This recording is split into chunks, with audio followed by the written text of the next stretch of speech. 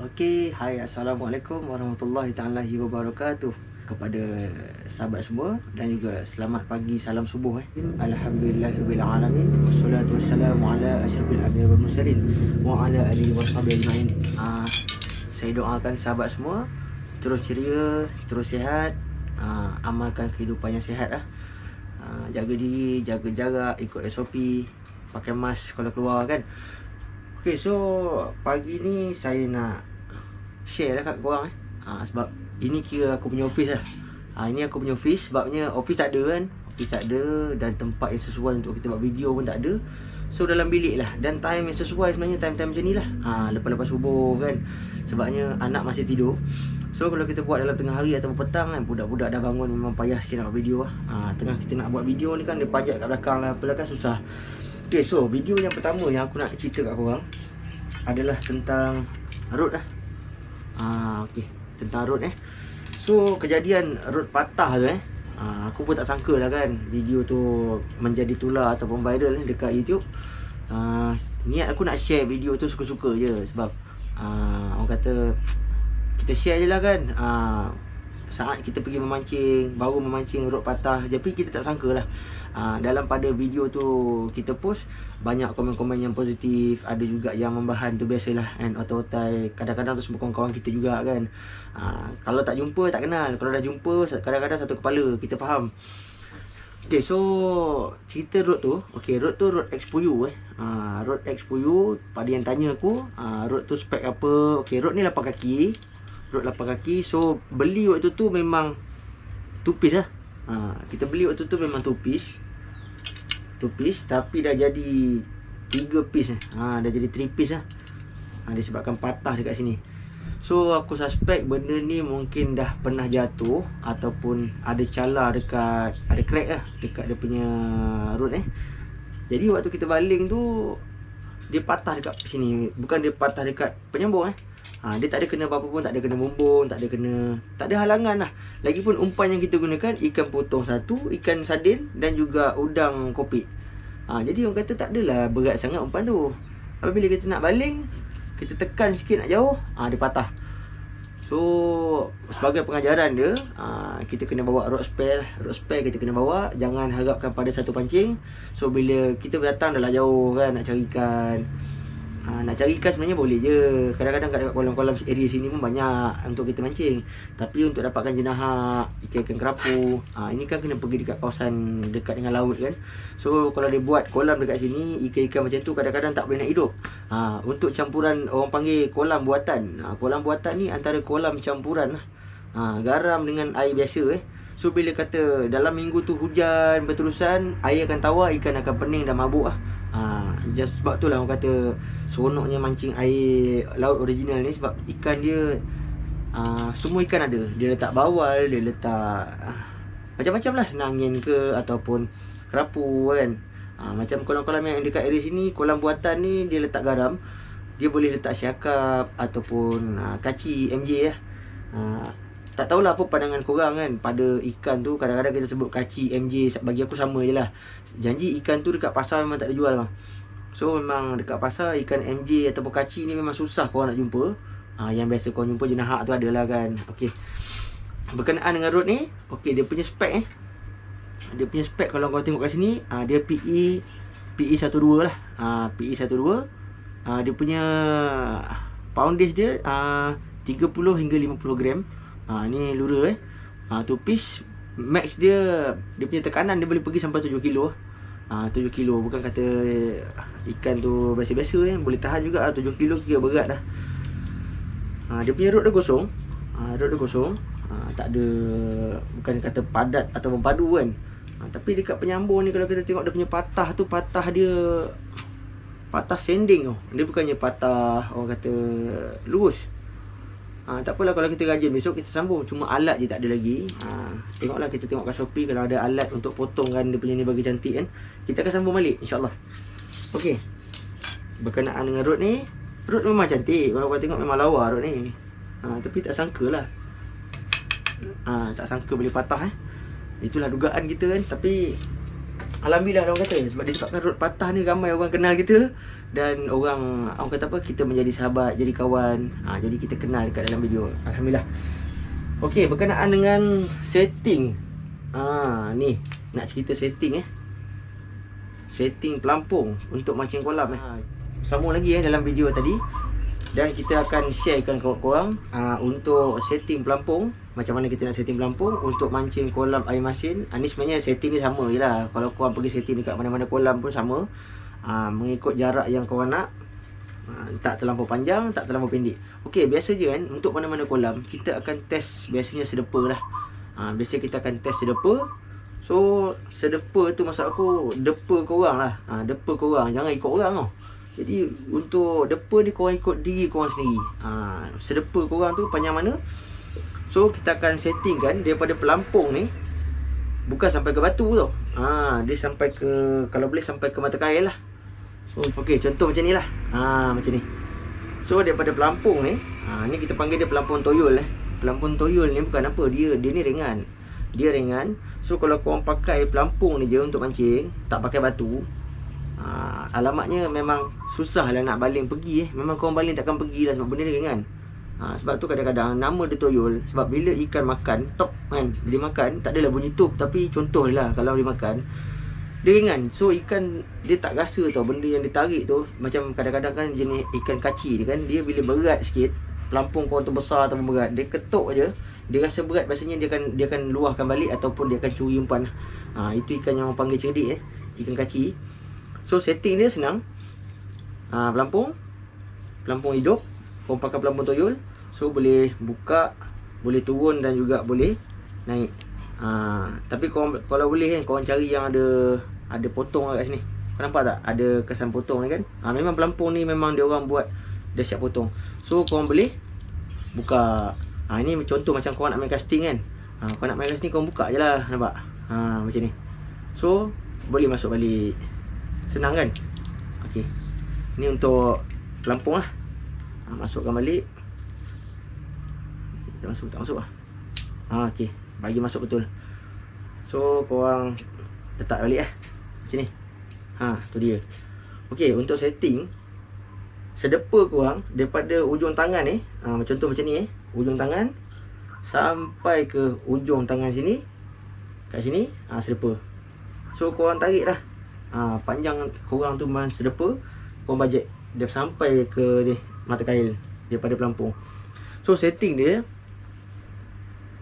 okey, pelampung, batu hidup. Okey, yang aku gasak itu hari, yang tak silap aku dalam 4 ekor aku gasak itu hari kan. Batu aku tak pakai besar sangat lah, pakai batu kecil. So bila pakai batu kecil, batu tak kecil sangat, dia sedang-sedang je batu tu. So bila batu tu sedang, umpan dia boleh naik sikit lah. Dia boleh naik sikit kan. Dia macam ni tau keadaan dalam air tau. Dalam keadaan dalam air macam ni, umpan akan berjalan kan. Dia biasanya umpan tu berjalan laju. Okey geng, kalau korang pakai udang biasanya kalau ada ikan yang datang dekat korang akan nampak pelampung korang tu akan jadi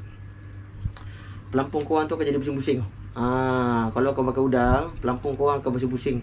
So dia akan bagi tahulah dekat situ ada ikan yang tengah memerhati ke udang ni ataupun tengah mengejar dia. Kadang-kadang ikan tu tak makan, dia belum makan lagi, ikan tu masih lagi pusing dekat orang kata apa, umpan kan. Kalau korang tengok ada video-video sebelum ni, ada orang share cara ikan makan.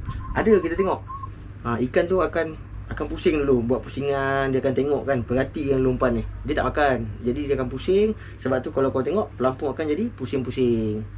Itu kalau kau pakai udang lah, dia akan pusing-pusing. Tapi kalau kau pakai ikan, anak ikan kap ke apa ke, ataupun lampam contohnya kan, ada setengah kolam dia tak bagi pakai lampam. So sekarang ni pun mana-mana kolam memang lampam tak dibenarkan. So kalau kau pakai anak ikan, dia akan laju lah, dia akan laju berjalan. Dia nampak benda kan, dia akan nampak benda dekat dalam air, musuh lah nak makan dia ni. Siapa yang sanggup tunggu kan. So memang dia akan lari. Kadang-kadang aku punya cara bila anak ikan tu terlampau laju lagi kan, aku akan tahan tali tu. Aku akan tahan, tak bagi dia pergi. So makna memang ikan tu dah nak ambil dah umpan tu, tinggal lagi tak dapat disebabkan anak ikan tu laju. Dan ada juga tip aku nak share nanti, macam mana korang nak bagi anak ikan tu jadi slow. Sama juga macam belanak Belanak kan kadang-kadang kau nak berenang laju kan. Ada cara dia. Kau nak bagi dia berenang slow. Tapi setempat. Dia berenang laju tapi setempat. Kita boleh sharekan nanti. Okay, so kita sharekan setting dulu.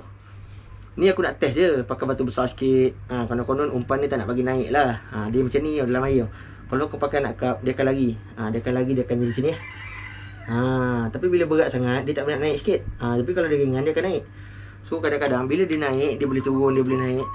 Itu yang kadang-kadang siakap makan ataupun MJ. Jadi dua-dua pilihan kau boleh dapat lah.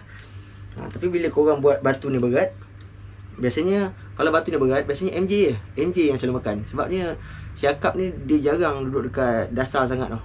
Dia siakap ni duduk atas. So dekat pertengahan air lah maksud dia kan. So ni dah setting dia. Batu, kili, rambut. Okay, untuk leader ni aku pakai 40 pound. Brand nelayan lah. So yang ni Dupont ini Dupont. Kalau kau boleh tengok kat sini. Okay, ni aku pakai sekarang. Okay, Dupont. Dupont ni Dupont tag hijau, bukannya tag merah. So Dupont tag hijau ni untuk korang buat FG Note memang terbaik lah. Sebab dia kira, korang tengok lah. Ni aku punya FG Note korang tengok aku punya FG Note. Dia lekat lah, dia lekat. So kalau kau pakai tag merah tu, dia agak licin. Dia agak licin. Memang dia keras. Tapi dia terlampau keras sangat sampai kau nak buat FG Note pun tak boleh kan. Jadi susah lah. Jadi untuk yang senang, korang ambil tag hijau. Ni kau boleh tengok kat Shopee lah. Aku ingat satu ni RM2, RM2.5 ke RM6 kot. RM5 ke RM6 satu. Tengok pada saiz lah. Aku beli 12 pound, 25 pound. Jadi terpulang kat korang apa saiz yang korang nak pakai.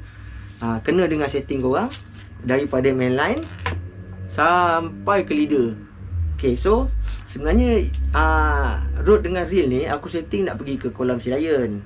Jadi kita pakai kasar sikit lah, sedap kan.